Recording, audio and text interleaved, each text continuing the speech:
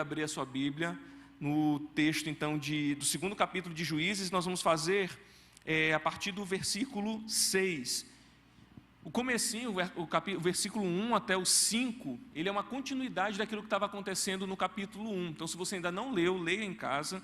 E o 2, a gente pode começar a entender que essa segunda parte, essa segunda introdução, esse segundo resumo de Juízes, ele começa aí no versículo 6. Nós vamos fazer até o versículo 5 do capítulo 3, mas nós não vamos ler todo agora. Nós vamos fazer uma pequena leitura para compreender o que está acontecendo nesse momento. E aí, em seguida, a gente vai expondo o texto e fazendo a leitura. Então, agora nós vamos ler do versículo 6 até o versículo 16. A versão que eu vou ler aqui é a NVI, a nova versão internacional. Diz assim a palavra de Deus: Depois que Josué despediu os israelitas, eles saíram para ocupar a terra, cada um a sua herança. O povo prestou culto ao Senhor durante toda a vida de Josué e dos seus líderes que sobrevieram a Josué e que tinham visto todos os grandes feitos do Senhor em favor de Israel. Josué, filho de Num, servo do Senhor, morreu com a idade de 110 anos. Foi sepultado na terra da sua herança, em Timate-Heres, no monte Efraim, ao norte do monte Gaás. Depois que toda aquela geração foi reunida a seus antepassados, surgiu uma nova geração que não conhecia o Senhor e o que ele havia feito por Israel. Então os israelitas fizeram o que o Senhor reprova e prestaram culto aos Baalins.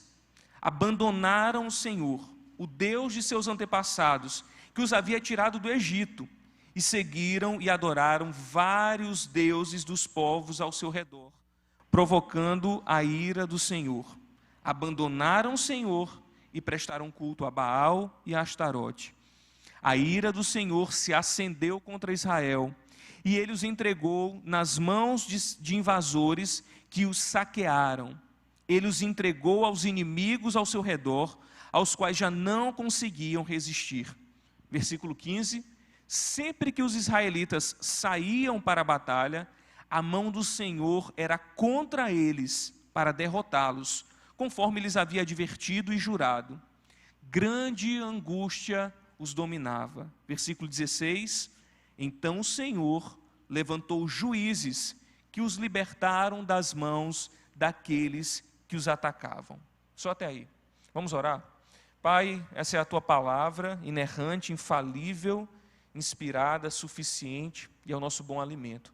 Que teu Santo Espírito nos instrua, Pai, e que possamos enxergar aquele período dos Juízes como uma grande lição para muitas coisas que nós não devemos fazer. Que assim seja para a glória do teu Filho Jesus. Amém. Um filme de 1991, estrelado por Julia Roberts, chamado Dormindo com o Inimigo. Quem é mais antigo do que eu, que em 91 não tinha nascido, não pode mentir na igreja. Tá bom, tinha 3 anos. Mas quem é desse tempo ou não, lembra, e se não lembra eu vou contar aqui o enredo do filme. Uma mulher chamada Sarah era casada com um cara chamado Martin. E eles eram aquele casal de propaganda de margarina, sabe, aquela família feliz. Então eles aparentavam essa felicidade, esse casal exemplar. E eles passaram 4 anos juntos. E todo mundo que olhava para aquele casal admirava. Só que aquele marido fazia algo escondido de todo mundo. Contém spoiler, tá?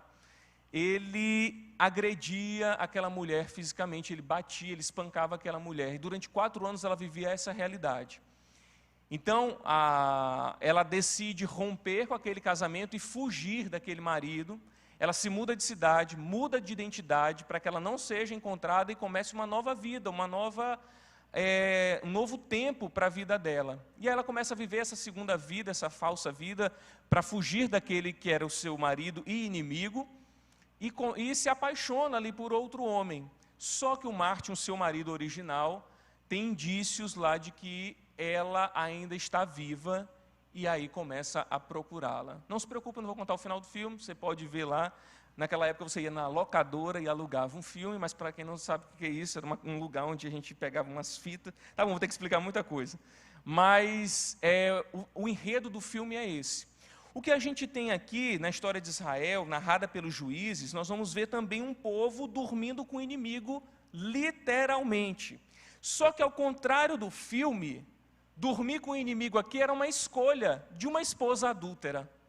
Ao contrário do filme, que estava casada com um homem violento, que era o seu marido original, e tenta fugir daquela realidade de violência, nós temos agora uma esposa que tem um marido que é fiel, mas ela sai daquele convívio do seu marido fiel, e ela vai adulterar, e ela vai se relacionar agora com aquele que é o seu inimigo, e passa a deitar, a dormir de fato com o inimigo. E ela se distancia cada vez mais do seu marido.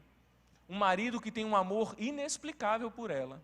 Um marido que insiste em reconciliar essa esposa adúltera. Um marido que olha para aquela mulher que o traiu e move a história para que aquele relacionamento seja reconstruído, para que ela seja trazida de volta. Ele insiste nessa retomada desse relacionamento, para que eles vivam algo mais íntimo e também com fidelidade. É isso que esse segundo capítulo de Juízes nos traz. O trecho de hoje desse livro é uma espécie de resumo, como eu falei, dos 21 capítulos do livro. Vai dar para a gente entender, como você já tem feito isso ao longo das pregações anteriores, narrando esse comportamento dessa mulher, que é o povo de Israel, os israelitas, em relação ao Senhor e o seu relacionamento também com seus inimigos. Nós vamos ver então Deus agindo ao longo desse tempo, exortando, trazendo consequências desse adultério, mas em todo o tempo manifestando misericórdia, para que aquela esposa retorne para um relacionamento íntimo com ele. Cerca de 400 anos, um pouco mais ou talvez um pouco menos do que isso, foi Deus agindo para que Israel volte para um relacionamento fiel com ele. Um tempo que vai desde a chegada ali da Terra Prometida, até aquele período pré-monárquico com Samuel, então sendo escolhido os reis de Israel, e aí o livro de Juízes se passa nesse intervalo, como vocês também já têm aprendido aqui nessas semanas. Mas o objetivo do autor aqui não é estragar a história com spoiler no segundo capítulo, mas fazer com que a gente entenda e situar os leitores com tudo aquilo que vem pela frente ao longo desse livro. Nesses versículos nós vamos observar o que nós podemos chamar de ciclo vicioso dos israelitas ao longo da narrativa inteira de Juízes. O capítulo 2 começa com um povo chorando, lamentando as suas escolhas erradas, oferecendo um sacrifício a Deus.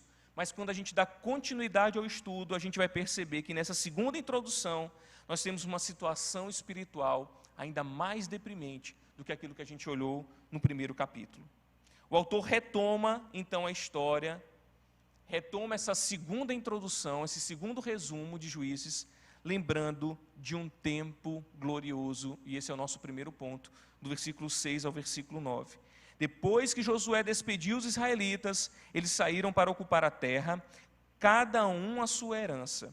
O povo prestou culto ao Senhor durante toda a vida de Josué e dos líderes que continuaram vivos depois de Josué e que tinham visto todos os grandes feitos que o Senhor realizara em favor de Israel.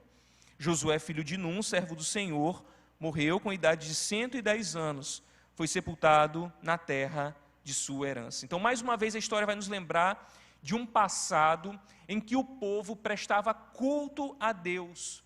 Um tempo em que o povo estava espiritualmente bem e, consequentemente, tudo aquilo que eles faziam era bem sucedido.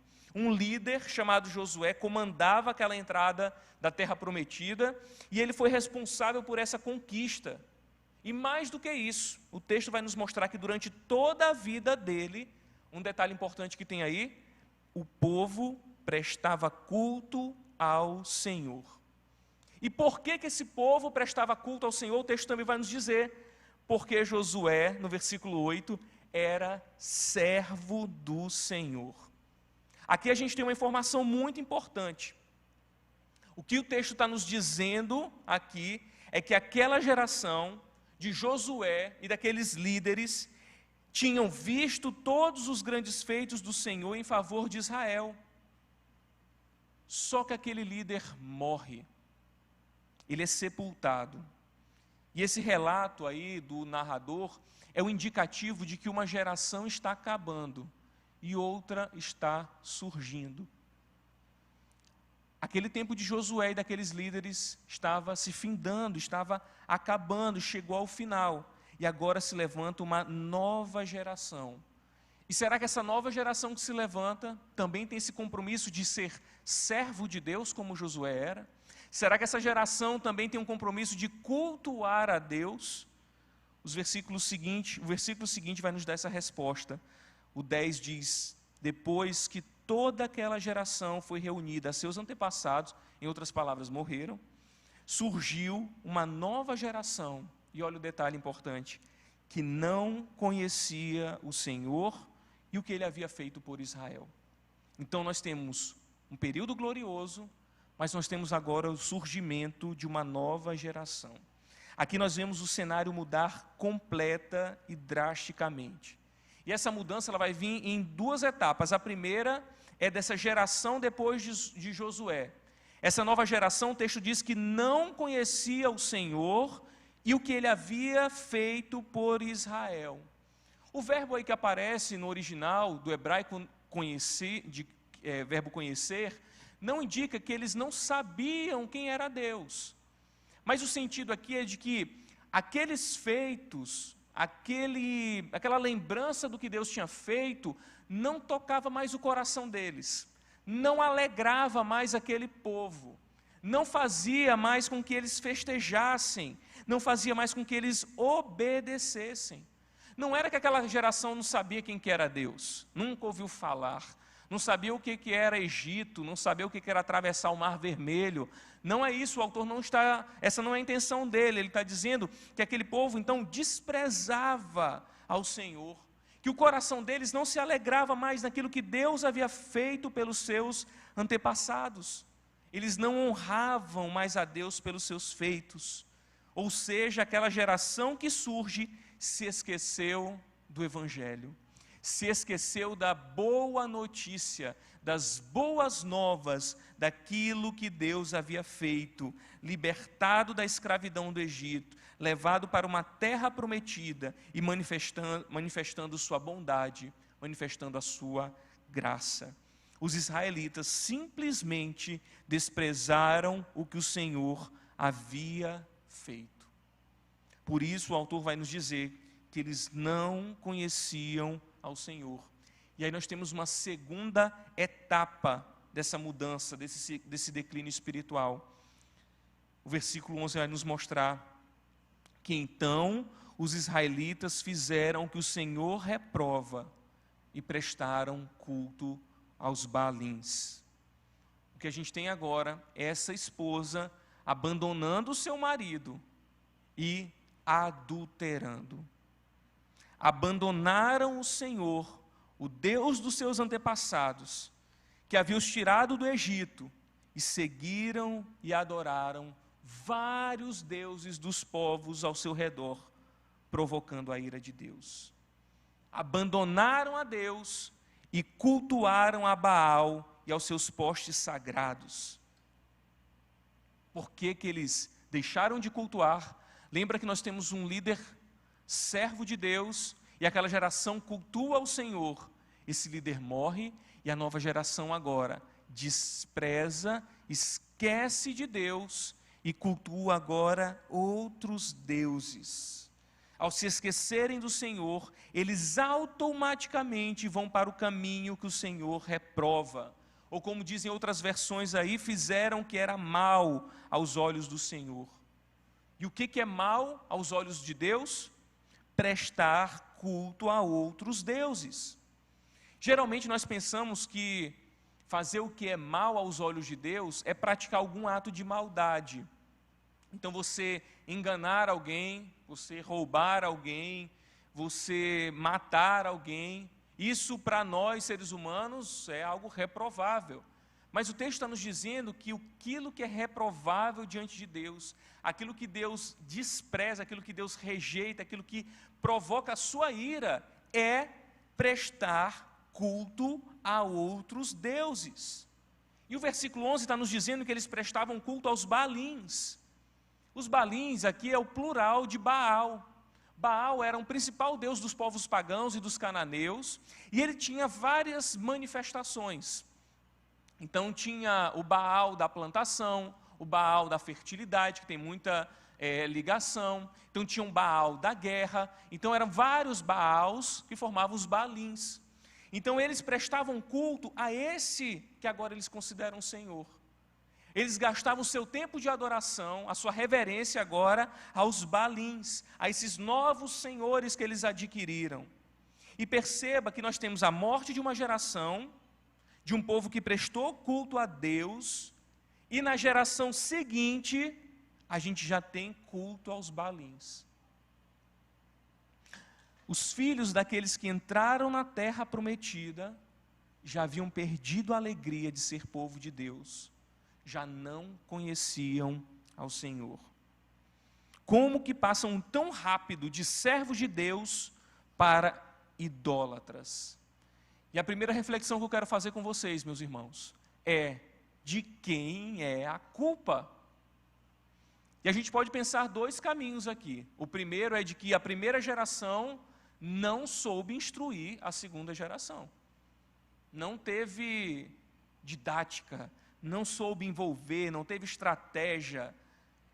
E a outra coisa, o outro caminho que a gente pode seguir é de uma geração que fechou o coração para aqueles ensinamentos. O que nós podemos perceber analisando a história, primeiramente, é de que o erro de uma geração geralmente é refletido na geração seguinte. Então essa primeira geração comete os erros, começa a andar por um caminho tortuoso, e as graves consequências dessas escolhas vêm na geração seguinte. A primeira faz uma aliança errada, e a segunda sofre as consequências. E a pergunta que eu faço para vocês é: como que nós temos transmitido a nossa fé para as outras gerações? Como temos transmitido a nossa fé para os nossos filhos? Você acha que trazer os seus filhos aos domingos, levar lá para o Base Kids, eles vão receber instrução, vão cantar musiquinha e vão até comer um lanche, é o suficiente para fazer deles os cristãos da próxima geração? Vamos refletir aqui junto? Aquele povo se reunia, cultuava a Deus, oferecia seus sacrifícios, e vocês acham que os filhos deles não estavam participando daquilo? Vocês acham que os filhos deles não conheciam as datas importantes que Deus tinha estabelecido para eles? Vocês acham que os filhos daquela primeira geração não participavam dos cultos, dos sacrifícios, não conheciam as músicas? Claro que sim. Não tinha esse negócio de filho que não quero ir, não quero fazer. Os filhos estavam lá participando.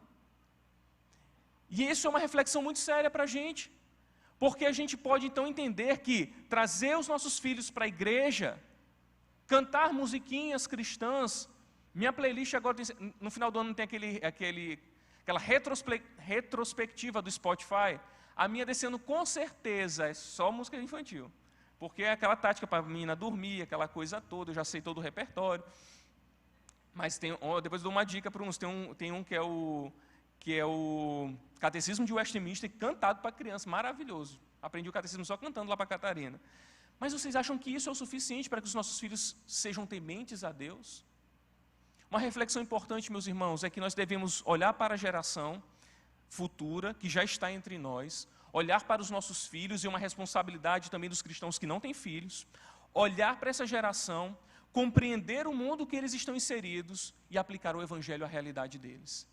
Senão, a gente ensina o Evangelho muito teórico, muito religioso e pouco prático, que não faz parte daquilo que eles vão enfrentar lá no mundo, na escola, na internet que eles têm acesso, na TV, porque a gente acha que é responsabilidade da igreja aos domingos ensinar, ou que às vezes um devocional que a gente faça, uma leitura bíblica que a gente faça em casa é suficiente, é necessário, é importante, mas não é tudo.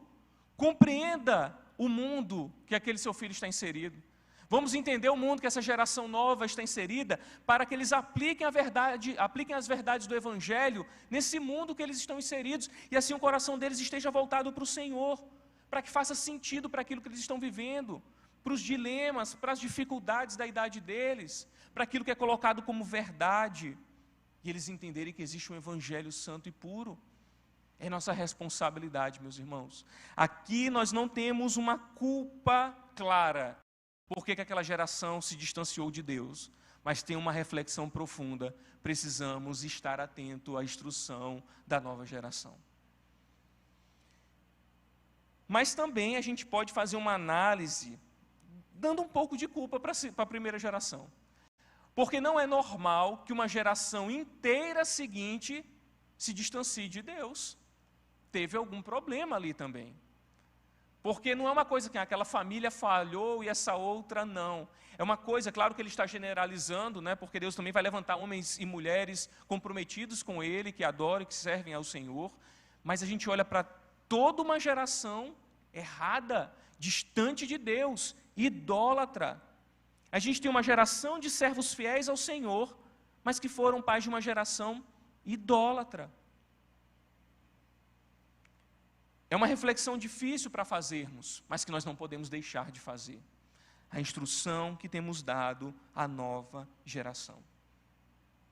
No versículo 10, nós vemos que uma geração inteira não conhecia ao Senhor. E é de se imaginar que quando isso acontece, a primeira falhou em alguma coisa. O discipulado ali não foi bom nas suas casas. O seu exemplo de fé não foi suficiente para os seus descendentes. Então o que nós temos agora são os israelitas servindo ao Deus da fertilidade, Baal, e a deusa da guerra e do amor, Astar, que no texto aparece aí na NVI como Astarote, que também é o plural dessa deusa que se manifesta de várias formas, que significa ídolos de Astar. Essas entidades, elas atraíam os israelitas porque elas prometiam boas colheitas, elas prometiam descendência abundante, e elas prometiam outra coisa também, que era segurança nacional. Então a gente tem um povo que sai do Egito, de uma escravidão, tem uma promessa de uma terra prometida, vai até essa terra prometida, e lá tem que guerrear com povos que estão naquela terra. O que eles precisam? De segurança de que tudo vai dar certo. De alguém que diga assim, estou com vocês e vou guardar vocês. E eles precisam comer. Então eles precisam de alguém que diga assim, pode plantar, porque vai prosperar, vai vingar essa plantação aí. E eles precisam de alguém que diga, vocês podem se casar porque vocês vão ter muitos filhos. Então, o sinal da bênção sobre eles era prometido por esses deuses. Então, o que nós temos? Deuses que oferecem aquilo que os israelitas querem. Tudo que aquela geração queria e buscava para que pudesse se estabelecer naquele local era prometido por Baal e por Astar. O que eles haviam esquecido é que, ao rejeitarem o Deus dos seus antepassados, que os libertou do Egito, e adorarem outros deuses, eles estavam provocando a ira do Senhor. Meus irmãos, e não é isso que os ídolos prometem para nós? Satisfazer as nossas necessidades? Ninguém se prostra diante de um ídolo se não cria uma expectativa em relação àquilo que ele pode fazer. O ídolo é exatamente essa figura. Ele está lá para dizer, eu posso te dar aquilo que você quer. Essa é a função do ídolo.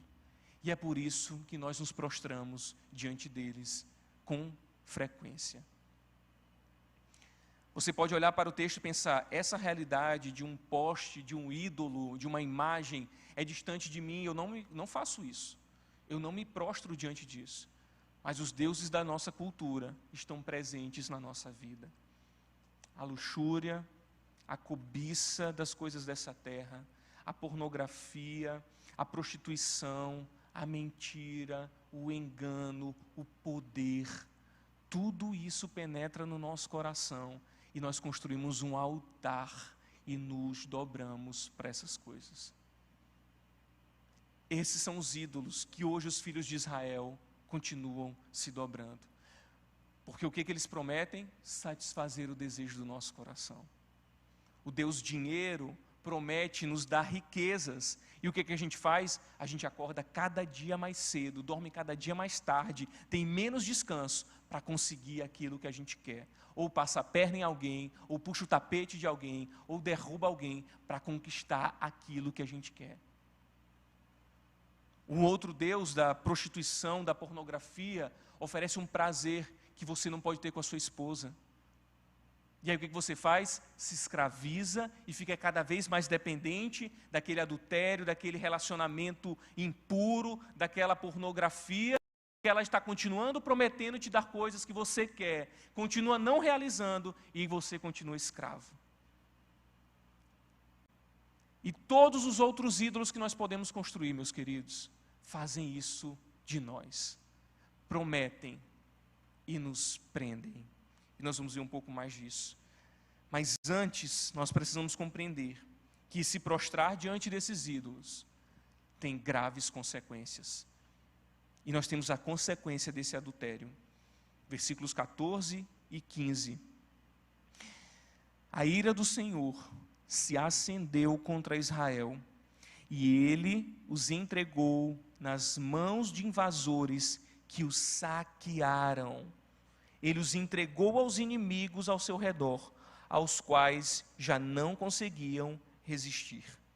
Sempre que os israelitas saíam para a batalha, a mão do Senhor era contra eles para derrotá-los, conforme lhes havia advertido e jurado. Grande angústia os dominava. A idolatria dos israelitas fez com que eles sofressem duras consequências. Aquilo que eles estavam desejando, a segurança nas suas terras, a colheita abundante, fertilidade, foi retido pelo Senhor. E além disso, Deus entrega o povo na mão de invasores e de saqueadores. Voltamos à reflexão com os ídolos. Eles se envolveram com ídolos que prometiam satisfazer os desejos do seu coração. E o que eles receberam em troca? Foram saqueados por esses próprios ídolos. Foram escravos desse povo com quem eles fizeram alianças. Ídolos não fazem outra coisa senão nos escravizar. Todas essas realidades que eu coloquei como exemplo para vocês se aplicam para qualquer tipo de ídolo, que sempre vai nos aprisionar e arrancar tudo que puder das nossas vidas. E o que a gente vai continuar? Fazendo o que eles querem, porque ainda não conseguimos a satisfação que nós gostaríamos de ter. Meus irmãos, às vezes nós já começamos o nosso dia e levantamos o altar para o ídolo que está no nosso coração. E encerramos o dia e damos graças ao ídolo que está no nosso coração. E a cada dia nos envolvemos mais com ele e estamos mais escravos. A consequência daquele povo foi ser saqueado, explorado pelo povo com o qual eles fizeram alianças, por se envolverem com os ídolos deles, e a mão de Deus então pesa sobre eles. O texto diz que Deus entregou os israelitas aos inimigos ao seu redor. O que nós temos aqui é que o envolvimento deles com aquele povo, com aquele ídolo, como consequência, Deus diz, então vai. O pior castigo que Deus poderia dar para aquele povo era dizer, vocês querem isso? Então fiquem com isso. Às vezes seria melhor Deus vir assim, dar uma peia, né, e tal, diz, aprende logo aqui e muda de direção. Mas sabe o que Deus faz? Então fiquem com eles. E eles saqueiam, eles exploram, eles humilham o povo de Israel. Aquele povo que tinha a promessa de Deus sobre eles, mas eles se esqueceram de Deus. Eles não conheciam a Deus mais. E o versículo 15 diz que sempre que eles saíam para a batalha, a mão do Senhor era contra eles para derrotá-los. Meus irmãos, eu nem imagino o que é ter a mão de Deus contra. Ter a mão de Deus a favor é muito bom. A gente busca o Senhor e pede que a mão dele esteja em nosso favor. Mas aqui nós temos Deus dando as costas, rejeitando, virando o rosto para aquele povo e pesando a mão sobre eles, fazendo com que eles sejam derrotados diante dos inimigos. Deus já havia advertido o povo sobre essa situação. Levítico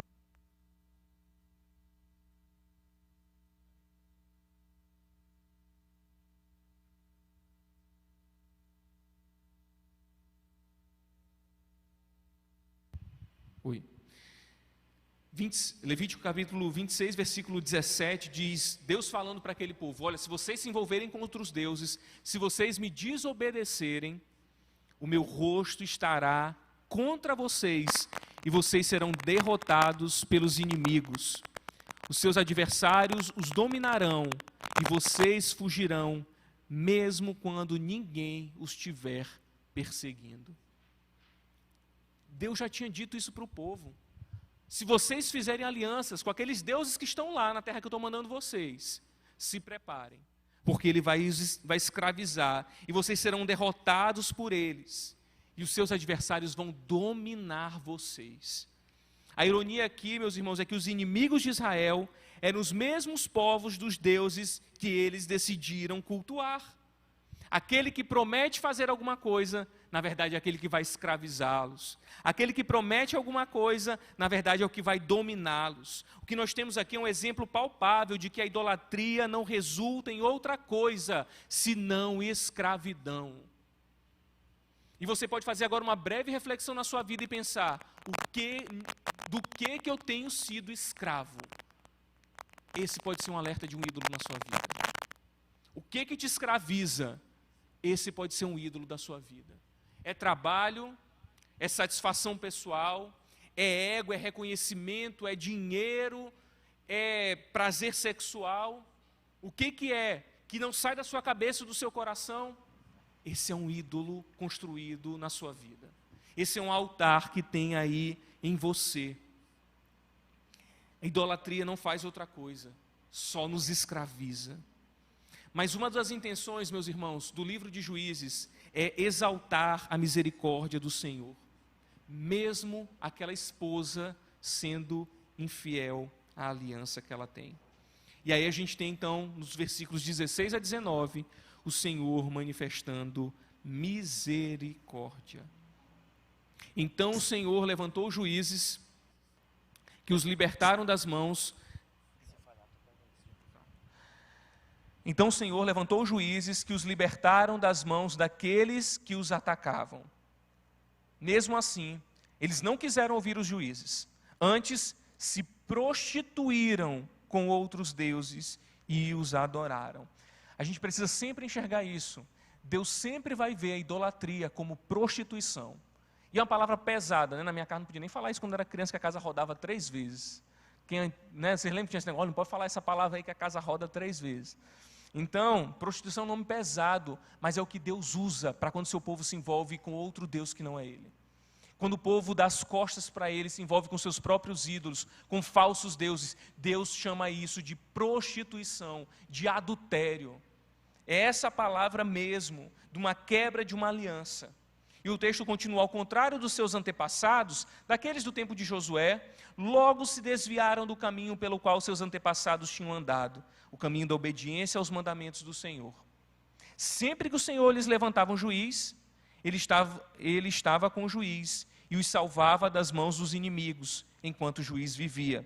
Pois o Senhor tinha misericórdia por causa dos gemidos deles, diante daqueles que os oprimiam e os afligiam. Mas, quando o juiz morria, o povo voltava a caminhos ainda piores do que os caminhos dos seus antepassados, seguindo outros deuses, prestando-lhes culto e adorando-os. Recusavam-se a abandonar suas práticas e seu caminho obstinado. A ira do Senhor não levou a abandonar Israel. Quando estavam apanhando da mão dos inimigos, eles gemiam e Deus se compadecia deles. E aqui nós temos um sinal de um Deus tão misericordioso, que manifesta essa misericórdia, ainda que eles não manifestassem arrependimento algum. O texto nos diz que eles gemiam de dor, não que eles se arrependiam. Eles gemiam de dor, daquela situação que estavam vivendo, mas não se arrependiam. Apenas uma ação de misericórdia aparece aqui, da parte do próprio Deus, em favor do seu povo. Deus manifesta sua misericórdia por meio dos juízes. Vocês já sabem, quem está vindo aos cultos, que essa palavra aqui não ajuda muito no português, porque a gente pensa logo em alguém que está lá julgando, mas era uma espécie de líder, de governante, de instrutor, até de profeta no meio de Israel, que Deus levantava para dar orientação para aquele povo e prepará-los também para seguir. Eles eram designados por Deus, responsáveis por toda a orientação moral daquela população. E mesmo com a sua ação misericordiosa, levantando juízes, o que nós temos aqui é que os israelitas ainda assim se desviavam do caminho da obediência, como aconteceu com uma geração anterior, e se prostituíam com os deuses pagãos. A realidade descrita no livro é que cada geração dava um passo a mais em direção à corrupção moral e espiritual. O texto está dizendo que cada geração voltava a caminhos ainda piores do que os caminhos dos seus antepassados, seguindo outros deuses, prestando-lhes culto e adorando-os, e recusavam abandonar as suas práticas e seu caminho obstinado. Que tristeza, meus irmãos, o povo de Israel. Uma geração se levanta, essa geração esquece do seu Deus, e cada geração que se levanta é pior do que a anterior. Cada geração que se levanta consegue se afundar espiritualmente mais do que a anterior já estava afundada. E o que nós vamos ver ao longo do livro é que a geração se levanta, uma ainda pior. Aí tinha juízes que se levantavam, e cada juiz que vai se levantando é menos comprometido com o Senhor e mais corrupto. E aquilo que eles se propunham fazer, que era salvar o povo, aliviá-los espiritualmente, se tornava ainda mais débil, mais fraco. Porque eles se recusavam a abandonar as suas práticas e seu caminho obstinado. Que palavra forte para mostrar um povo num declínio espiritual tão grande. Obstinado. A escravidão em relação àqueles ídolos, àqueles deuses, fazia com que aquele povo ficasse ainda mais obstinado naquele caminho escuro e distante de Deus. Basta uma geração para outra ficar ainda pior. Basta mais uma para ficar ainda pior e mais obstinado a cometer o pecado e se distanciar de Deus. A gente olha para a história da humanidade, para a história da igreja, e nós vimos vários eventos em que a igreja se tornava ainda mais fraca, de acordo com tudo aquilo que acontecia. A igreja se levantava e cada geração que vinha posteriormente era ainda mais fraca. A gente olha para a Europa, que é o berço da reforma, onde o evangelho aqueceu o coração de homens e também de mulheres, que a verdade das escrituras foi tão latente e forte no coração daqueles homens que romperam com uma tradição que já estava completamente desviada das verdades de Deus. E nós olhamos hoje para uma Europa, onde igrejas fecham para abrir boates, cafés, bares. Isso aqui não é história não, pode pesquisar. Existem notícias sobre isso. Igrejas na Inglaterra se fecham e viram lugares de café, bar e tal. Aquele lugar que era a chama do evangelho no século XVI, hoje representa a frieza espiritual de um povo que foi se distanciando cada vez mais, se envolvendo com o secularismo, se envolvendo com ideias humanistas e se distanciando de Deus, adorando os deuses da sua cultura. Então o que Deus faz? Deus faz um teste de lealdade. Eu até falei lá que eu ia botar teste de fidelidade, mas não ia ficar legal. Aí botei teste de lealdade, porque fidelidade é o... Para, João Kleber, eu disse, botei teste de lealdade, ficou melhor. Tá bom, vocês não assistem essas besteiras. Eu também não, mas eu sei que tem essas coisas. Enfim, voltamos ao Evangelho. Capítulo 2, versículo 20. Por isso, a ira do Senhor acendeu-se contra Israel. E ele diz... Ele ainda está vivo, João Kleber, gente? Tá bom, esquece.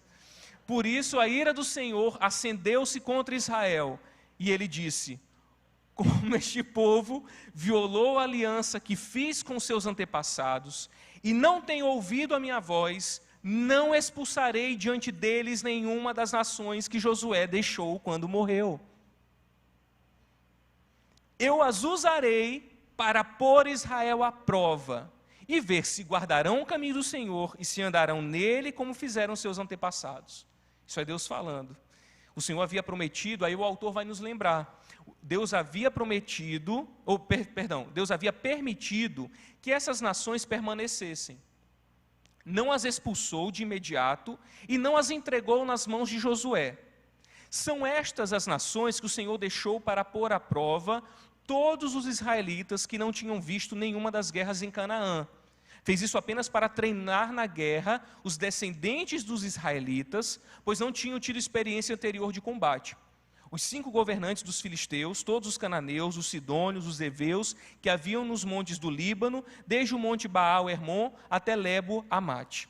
Vamos explicar o que está acontecendo aqui. Então, Deus vai fazer um teste. Vocês estão nessa situação, mas eu vou dar uma oportunidade de vocês se converterem desse mau caminho.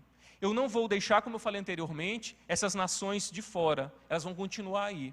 E é nessa situação difícil que vocês vão provar sua lealdade, que vocês vão lembrar da aliança que vocês têm comigo, que vocês são a minha esposa e que eu quero vocês de volta. Que marido maravilhoso, meus irmãos. Um marido que foi traído e ainda assim luta para reconciliar o seu casamento.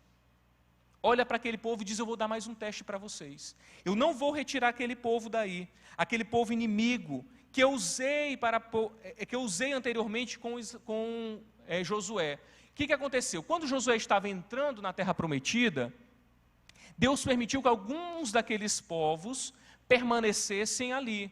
Olha a estratégia de Deus. Deus é inteligente demais, gente. Deus deixou aquele povo lá para que os que fossem nascendo e não tivessem experiência de guerra pudessem treinar e ficarem aptos para as batalhas que iriam vir. Agora, tempos depois, nós temos esse mesmo povo e Deus usando para quê? Para corrigir os israelitas. Aqui nós temos uma coisa que a teologia vai chamar de doutrina da provisão, que é Deus usando as coisas para prover a sua graça, a sua misericórdia, mas também para manifestar diante do controle de todas as coisas, a sua vontade. Então Deus, lá para Josué, ao entrar na terra prometida, Ele está dizendo o seguinte: esse povo vai ficar para vocês treinarem, virarem guerreiros de verdade. Mas agora que tem uma geração corrupta, Ele vai dizer: agora esse povo vai ser usado para vocês mostrarem a lealdade de vocês. Meus irmãos, aqui tem uma coisa muito importante para a gente. É que às vezes situações caóticas parecem para a gente que Deus largou de mão, que Deus se esqueceu de nós ou do seu povo, e deixou lá aquele espinho na carne, aquele problema, aquela situação, aquele governante. Mas lá na frente, Deus vai revelar os seus propósitos. Nós estamos também num período, que o Clóvis orou aqui, muito importante, de eleição, onde os crentes tudo estão se odiando. Hoje o critério de ser salvo não é mais se crer em Cristo, é se é direita ou esquerda, não é verdade? Tu é direita, tu é esquerda, então tu é salvo, tu não é crente. Não, crente não pode ser isso, crente não pode ser aquilo. Hoje o critério de salvação é esse, a soteriologia mudou. Não é mais quem crê, Jesus se arrepende dos seus pecados. Então depois daqui a um mês vai estar todo mundo irmãozinho, todo mundo vai cear direitinho. Mas agora não se fala, aquela briga, não aqui, é só lá no Renascença que tem isso. E eu fico pensando, será que um governante ou outro assumindo o poder quer dizer que Deus fraquejou? E uma coisa que eu quero que vocês guardem no coração de vocês, meus irmãos: descansem o coração de vocês. Sendo quem for que vai assumir a presidência, o governo, as cadeiras do Legislativo, da Câmara Federal, do Senado, Deus continua no controle de todas as coisas. Eu vi nas eleições passadas, crente dizendo assim: Jesus venceu porque o presidente ganhou. E se não fosse ele, Jesus tinha perdido? Que evangelho é esse que vocês creem? Vocês não, esses que falaram isso. Que isso, gente? Sabe? E o que a gente vê aqui? Deus usando o inimigo para punir o povo. E a igreja, quanto mais foi confortável em relação ao Estado, mais ela foi fraca. Quanto mais ela se envolveu com o poder, mais ela foi fraca, covarde, abriu mão dos seus princípios, deixou de evangelizar, porque estava na zona de conforto. E Deus levantou homens e mulheres, lá no século XVI, para romper com isso. Porque quando Estado e igreja viraram a mesma coisa, tudo se estragou. Então descansem o coração de vocês. Escolham quem vocês acham que é melhor, analisem propostas, analisem ideologia de partidos, façam tudo o que vocês quiserem. Mas não esqueçam que Deus continua governando soberanamente. E às vezes a gente se preocupa tanto com quem vai ser o presidente, com quem vai ser o governador, mas esquece que são os deputados que fazem as leis. Aí escolhe qualquer deputado, né? Vamos ver um que está na bandeira aí, um que prometeu um emprego, um que é não sei o quê, um que é parente do fulano e tal. É tipo assim, o deputado a gente escolhe assim, mas presidente não, porque senão vai ser... Não. Que Deus elimine todos vocês que pensam assim. Ilumine. Meus irmãos, a gente vê aqui Deus usando o povo inimigo para corrigir o seu povo. E nós já tivemos tempos difíceis no nosso país, e ainda assim, por mais misericordioso que talvez um governante seja, Deus também utiliza isso para tratar o nosso coração. Nós ainda assim somos um país que passa por diversos problemas, e ainda assim, nós continuamos obstinados nos nossos próprios caminhos. Louvado seja Deus que permite o espinho da carne para que a gente se dobre diante dele e mude os nossos caminhos, e mude o nosso pensamento. Nós temos aqui esse ciclo de desobediência, que envolve a ira divina, um castigo e um alívio. Todo o tempo vai ser assim nos livros de Juízes. Deus irado com aquele povo teimoso, Deus castiga o povo, depois Deus vem com alívio. Mas isso não iria continuar para sempre. Israel persistiu em pecar contra Deus. O texto vai dizer que recusavam-se a abandonar suas práticas e os seus caminhos obstinados. Por isso Deus então toma uma medida drástica. Ele cumpre o que ele havia prometido para Josué. O Senhor declarou que não expulsaria essas nações que haviam escapado das conquistas. Deus, manifestando a sua misericórdia, permitindo que o povo padecesse. Parece que Deus está mal aqui, né? Mas o que Deus está fazendo? Um teste de lealdade. E nosso último ponto está aí no versículos 5 e 6, que é um triste resumo da história. Os israelitas viviam entre os cananeus, os hititas, os amorreus, os ferezeus, os heveus e os jebuseus. Tomaram as filhas deles em casamento e deram suas filhas aos filhos deles e prestaram culto aos deuses deles. Israel se juntou com os cananeus e serviu aos deuses pagãos. E aqui nós temos uma adição muito importante no que se refere à apostasia israelita. Eles se casaram com a população nativa. Eles estão violando uma advertência explícita de Deus. Deus fala isso em Êxodo, Deus repete isso em Deuteronômio, Deus fala isso através de Josué. Era um pecado específico. O casamento entre os israelitas e cananeus é a última informação para a gente compreender como que as concessões que nós vemos ao longo desse livro, essas alianças erradas em que Israel tolerava os cananeus nos seus territórios, levaram ao paganismo descarado. Você vai ver que eles iam entrar numa terra, vê lá o capítulo 1, aí olha lá, mas esses aqui vamos deixar por aqui, a gente fica amiguinho deles, não vamos expulsar, a gente fica todo amiguinho. O que acontecia? Israel virava idólatra. Vamos entrar para essa terra aqui, mas tem esses cananeus, não, vamos se juntar com eles, a gente deixa eles aqui. Eles vão virar até nossos escravos, não vamos expulsar não. E a ordem de Deus era o quê? Expulsa esse povo daí. Não deixa ninguém aí. Mas o que eles fazem? Alianças. Aí vai piorando, começa a casar os filhos de Israel com os filhos dos cananeus. Um pecado que Deus proibiu e repetiu isso diversas vezes para aquele povo. Se tornam pagãos. Israel permite que os seus altares, os altares dos cananeus, os altares aos Baalins, fossem mantidos. Em vez de seguir a guerra, expulsando esses povos, Israel rejeita o plano de Deus e se prostitui com os deuses das nações. E para piorar, começam a se misturar, a se casar com aqueles nativos, estabelecerem alianças que poluíram toda aquela comunidade, que era a comunidade do pacto. E como consequência, levaram a concessões e ao pecado. Uma dica muito prática, principalmente para os solteiros. É bem rápido aqui. Não te mistura com quem não teme a Deus. não te casa, não começa um namoro, não faz nada, pelo amor de Deus. Não vai dizer, mas meus pais eram assim, isso é exceção. O que a gente tem que é explícito, um povo que não teme a Deus se envolvendo com um povo que teme a Deus. Israel influenciou os cananeus? Não. Os cananeus influenciaram Israel, construíram altares aos Baalins, adoraram os deuses pagãos. É só isso que eu tenho para dizer para os solteiros, só. Não vem com esse papinho para cima de mim, fala com o Clóvis, com o Wander, com o Morito, mas comigo não vem, que eu vou logo te... Não, então fica com o Wander e com o Morito. Também não. Sobrou o pastor Morito, o Wander também já fez que não. Não vem com esse papo. Tem uma coisa, gente, que é uma verdade muito séria. Namoro não é missão. Vou fazer uma missão, vou me relacionar com alguém que não crê em Deus, que não teme a Deus. Não existe isso, não vai fazer missão assim, não. Não existe namoro missionário. É porque jovem inventa... Mas eu já fui jovem, não vem me enganar. Eu quero concluir, meus irmãos, mais uma vez, lembrando desse povo de desobediência. Se afundando na idolatria, se distanciando cada vez mais de Deus. Mas também, nós vemos aqui um Deus misericordioso, que levantou juízes para orientar aquele povo. Deus ouviu o gemido do seu povo e levanta líderes para salvá-lo. Só que houve insistência na desobediência. E aí cada geração repetia os pecados dos seus antecessores e ainda conseguia se tornar ainda mais corrupta. E aí a consequência é que Deus anunciou que Israel teria de viver com uma realidade hostil da presença constante dos seus inimigos. Eles ficariam lá dentro. Deus fez um teste de lealdade com o seu povo. E aí Deus anuncia que não derrotaria aquelas nações, o que significava praticamente uma sentença de morte para Israel.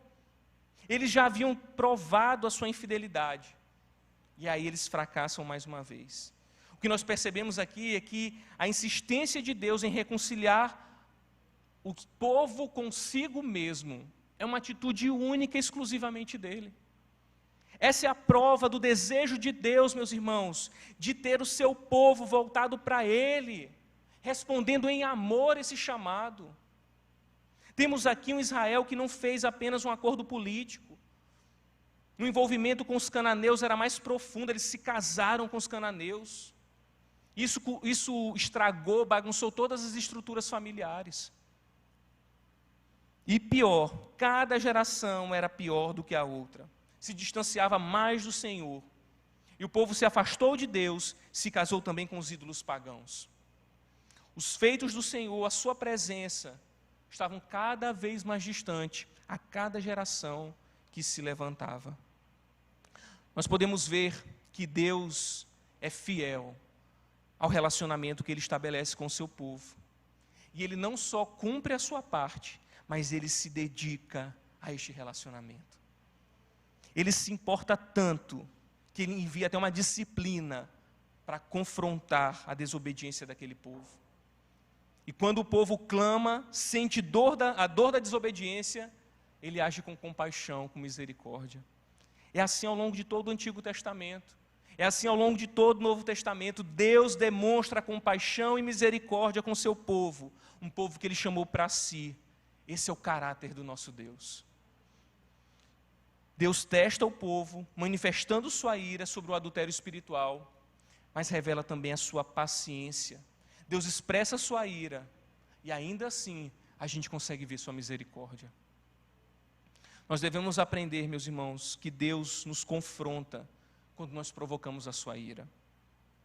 Quando voltamos a nossa adoração para os deuses do nosso século, da nossa cultura. E aí nós desprezamos a lealdade, a fidelidade que Ele merece.